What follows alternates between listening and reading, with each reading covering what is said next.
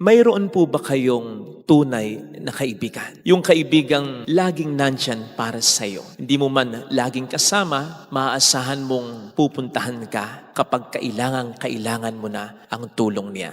Yung kaibigang uunahin ang interes mo, ang kabutihan mo, bago ang interes o kabutihan niya. Yung kaibigang magpupuri sa Diyos at magpapasalamat para sa mga magagandang nangyayari sa buhay mo, pero hindi mainggit sa iyo. At yung kaibigan din namang itutuwid ka sa mga pagkakasala, pagkakamali mo, pero hindi magbabago ang tingin sa iyo. Yung kaibigang parang o higit pa sa pamilya ang pakiramdam mo sa katauhan ng taong ito. Meron po ba?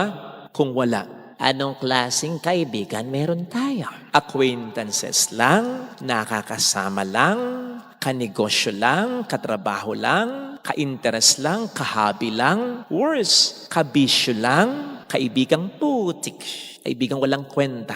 Dudumihan ka, sasali ka sa pagkakasala, ibubulid ka sa kasalanan, ichichismis ka pa. Kaibigang plastic o orokan dahil mabuti sa harapan pero kung ano-ano nang sinasabi sa iyo sa talikuran. Kaibigang John Michael ang pangalan. John Michael kasi nandyan lang kapag may kailangan. Kaya John Michael ang pangalan. Lakaw!